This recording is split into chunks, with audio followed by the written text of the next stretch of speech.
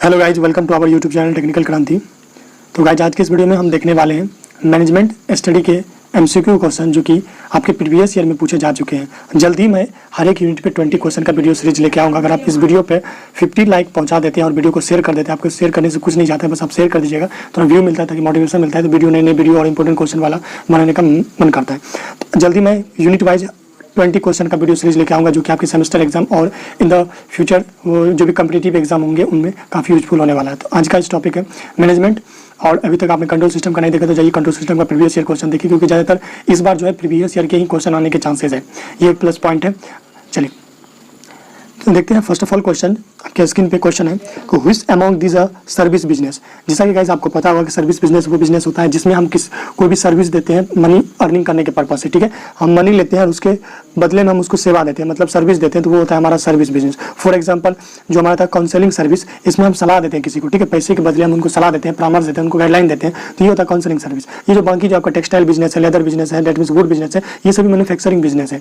Service business में कौन कौन आते हैं, तो हॉस्पिटल आते हैं, आपको वहाँ पैसे के बदले अगर आप मनी पेड करते हैं तो उनके बदले आपका ट्रीटमेंट किया जाता है। सैलून में अगर आप जाते हैं तो नाई को पैसे देते हैं तो उनके बदले आपका हेयर कटिंग किया जाता है। फिर कस्टमर केयर, जियो कस्टमर केयर जो भी हमको रिचार्ज करवाते हैं तो वो उनके थ्रू आपको सर्विस देते हैं। तो ये सभी एक सर्विस बिजनेस है। बाकी जितने भी ऑप्शन थे वो मैन्युफैक्चरिंग बिजनेस के एग्जांपल है। चलिए नेक्स्ट क्वेश्चन की ओर बढ़ते हैं। क्वेश्चन है आपके स्क्रीन पे, चलिए आपको जवाब देना अपने माइंड में ही।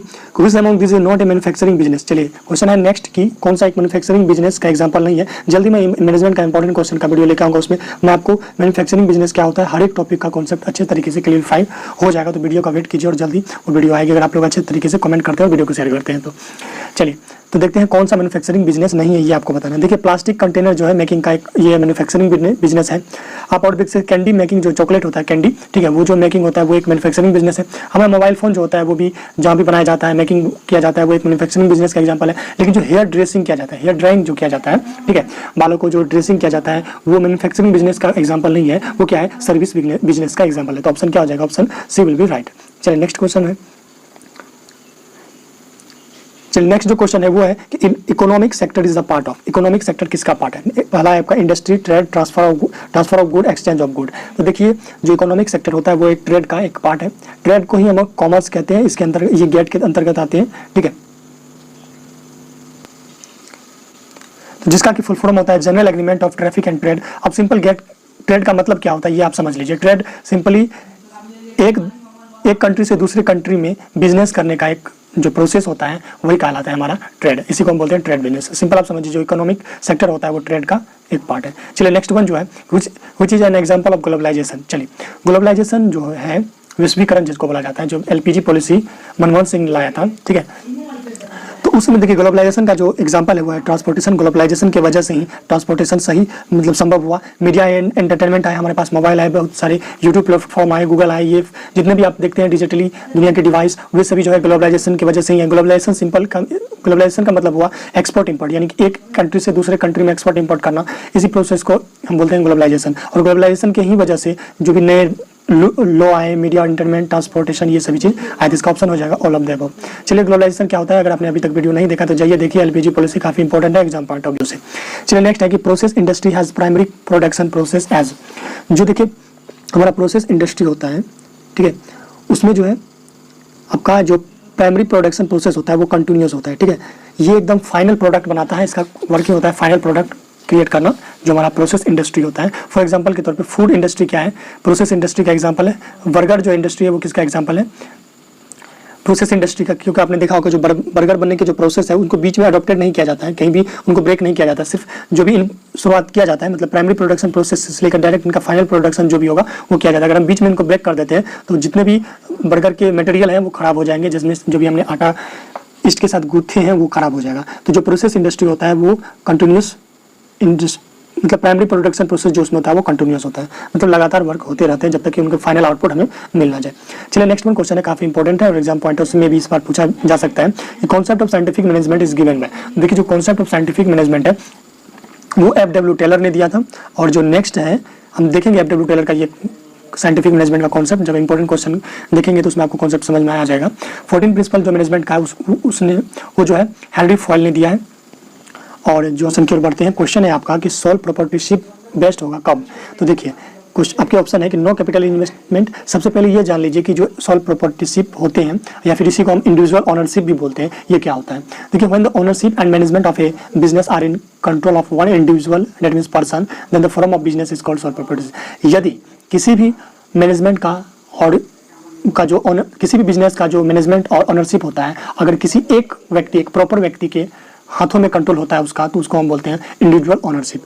ये देखिए, ये कब, फॉर एग्जांपल आप देख सकते हैं, जो हमारा टेलर होता है, पूरा वर्क जितना भी होता है, प्लानिंग, ऑर्गेनाइजिंग, कपड़ा मेकिंग का, देन उनके बाद सप्लाई करने के बाद फिर बाय करने का, पूरे जितने भी प्रोसेस होते हैं वो सिर्फ एक ही पर्सन कंट्रोल करते हैं।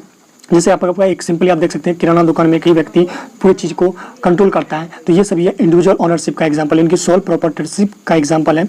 तो ये देखिए, ये कब बेस्ट होगा, जब जो है कम इन्वेस्टमेंट किया जाएगा। धीरे धीरे हम बाद में उनको लार्जेस्ट कर सकते हैं, लेकिन शुरुआती दौर में आपको कम इन्वेस्ट करना है, क्योंकि क्या पता आपका जो बिजनेस है वो टिक चले या ना चले, और जो भी ज़्यादा नुकसान होगा, तब मतलब अगर कोई भी तरह का लॉस होता है तो आपको ज़्यादा नुकसान झेलना नहीं पड़ेगा, क्योंकि अगर आप पार्टनरशिप में रहते हैं तो आपको दोनों पर्सन को लॉस झेलना पड़ता है, अगर प्रॉफिट होता है तो दोनों को होता है। ठीक है, तो इस कंडीशन में आप कह सकते हैं कि इसमें जो होगा few capital is invested.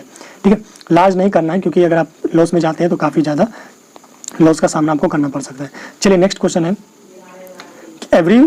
Everyone in the organisation should have. देखिए, हर एक ऑर्गेनाइजेशन में प्रत्येक आदमी को एक ही बॉस से जो भी है इंस्ट्रक्शन, गाइडलाइन मिलनी चाहिए। अगर दो बॉस होगी तो उस कंडीशन में कन्फ्यूजन ज़्यादा होगी एम्प्लॉय में, तो इसीलिए हर एक ऑर्गेनाइजेशन में लगभग जो भी हो उनके रिक्वायरमेंट के अनुसार अगर 50 एम्प्लॉय है तो उनके बीच एक ही बॉस होना चाहिए, ताकि वो उनके प्रॉपर गाइडेंस में वर्क कर सकते हैं, उनका भी जो भी सुपरविजन है उनको वर्क डन कर सकते हैं। इनका हो जाएगा वन बॉस। चलिए नेक्स्ट वन जो है, what is ensured by functional organisation. देखिए, फंक्शनल ऑर्गेनाइजेशन का मतलब क्या है। ऑर्गेनाइजेशन का फंक्शन मतलब जिसमें प्लानिंग होगा, ऑर्गेनाइजिंग होगा, स्टाफिंग होगा, ठीक है, ये सभी जो कोऑर्डिनेटिंग होगा, फिर मोटिवेशन होगा, ये सभी जो है फंक्शनल ऑर्गेनाइजेशन के एग्जांपल होते हैं। तो ये यानी कि ऑर्गेनाइजेशन को हर एक पार्ट में बांट देने से क्या इंश्योर हो जाता है। सबसे बड़ी बात कि आपको ग्रेटर इफिशिएंसी मिलेगा जो भी, और स्टैंडर्डाइजेशन ऑफ ऑपरेशन हो जाएगा, डिवीजन ऑफ लेबर हो जाएगा। यानी कि ऑप्शन क्या हो जाएगा इसके, option all of the above, D right answer होंगे। चलिए नेक्स्ट क्वेश्चन की ओर बढ़ते हैं। नेक्स्ट क्वेश्चन है आपका कि which technique of project management is develop in Japan. तो देखिए, जापान में जो प्रोजेक्ट मैनेजमेंट टेक्निक डेवलप किए गए हैं, जो कि आपके 7th यूनिट में पढ़ने को है मैनेजमेंट में, वो है काइजेन। क्या है, काइजेन। काइजेन का मतलब सिंपली आप समझ सकते हैं, काय प्लस जेन, ये एक जापानी वर्ड है। ठीक है, काय का मतलब होता है चेंज और जेन का मतलब होता है बेटर। ठीक है, आप ये समझ सकते हैं सिंपली कि कंटिन्यूअस इंप्रूवमेंट, जो भी हम मैनेजमेंट करते हैं उसमें लगातार हम इंप्रूवमेंट करते रहेंगे, ये जो है ये काइजेन डेवलपमेंट टेक्निक है। ठीक है, चलिए नेक्स्ट वन देखते हैं कि which among this not a source of recruitment. कौन सा एक रिक्रूटमेंट जो हमारा HR होता है, ठीक है, वो रिक्रूटमेंट करवाता है। जो हम ह्यूमन रिसोर्स पढ़ेंगे तो देन इसमें हम समझेंगे कि रिक्रूटमेंट क्या होता है। रिक्रूटमेंट सिंपली आप समझ सकते हैं किसी व्यक्ति को किसी पोस्ट तक हायर करना, यानी कि जॉब देना, यही होता है रिक्रूटमेंट। तो देखिए, उसमें ये क्या सम्मिलित नहीं हो सकते, कौन से सोर्स नहीं है। पहला एडवर्टाइजमेंट, तो ये होगा विज्ञापन दिया जाता है, पेपर में हो या टीवी चैनल पे हो। ठीक है, तो ये सभी जो है रिक्रूटमेंट का एक पार्ट है। दूसरा है एम्प्लॉयमेंट एक्सचेंज, जो भी पुराने वर्कर है उनको एक्सचेंज करके और जो भी नए वर्कर है उनको लाना, ये भी संभव है। कंसल्टेंसी का मतलब होता है सलाह या परामर्श, तो ये संभव नहीं है। और सोशल मीडिया के थ्रू भी हम रिक्रूटमेंट कर सकते हैं, जो भी है, जैसे फेसबुक है, व्हाट्सएप है, व्हाट्सएप के थ्रू भी हम रिक्रूटमेंट करते हैं। तो इसका जो ऑप्शन होगा वो कंसल्टेंसी होगा। कंसल्टेंसी एक सर्विस बिजनेस का एग्जाम्पल है, रिक्रूटमेंट का एग्जाम्पल नहीं है। कंसल्टेंसी का मतलब होता है परामर्श लेना। ठीक है, तो ये चीज़ नहीं है, इसमें हो जाएगा ऑप्शन सी। ठीक है, ये टिक किया हुआ डी, लेकिन आपका जो ऑप्शन होगा वो होगा सी। चलिए नेक्स्ट क्वेश्चन की ओर बढ़ते हैं। क्वेश्चन है कि हाई मोरल लीड्स टू। देखिए, ये जो होता है ये होता है आपका सभी के लिए ऑफ जॉब सेटिस्फिकेशन और ऑन जॉब सेटिस्फेक्शन और जो पर्सनल सेटिस्फिकेशन, ये तीनों में मिलता है हाई मोरल लीड्स। चलिए नेक्स्ट जो है वो है कि who give the motivation theory of hygiene. जो हाइजीन का मोटिवेशन थ्योरी है वो किसने दिया था। ठीक है, ये आपको बताना है। तो जो दिया था वो था हमारा हर्जबर्ग। चलिए नेक्स्ट वन जो है, चलिए which among this a financial statement. तो जो फाइनेंशियल स्टेटमेंट होता है, ठीक है, वो बैलेंस शीट होता है। बैलेंस शीट में पूरे 6 मंथ या 1 मंथ या 1 ईयर का पूरा काला चिट्टा होता है, जिसमें कितने सामान लिए गए हैं, कौन से असेसमेंट लिए गए हैं, कौन से लाइबिलिटी यूज किए गए हैं, कितने हुए हैं। तो 1 ईयर में जो भी एक सीट बनता है, ठीक है, उसको हम बोलते हैं बैलेंस शीट। बैलेंस शीट पढ़ेंगे, काफी इंपॉर्टेंट पॉइंट है। तो फाइनेंशियल स्टेटमेंट इसी में रिकॉर्ड किए जाते हैं। नेक्स्ट वन जो है, which author develop theory XY of motivation. XY theory of motivation किसने डेवलप किया था, ये आपको बताएं। तो वो क्या था, MC ग्रेगर।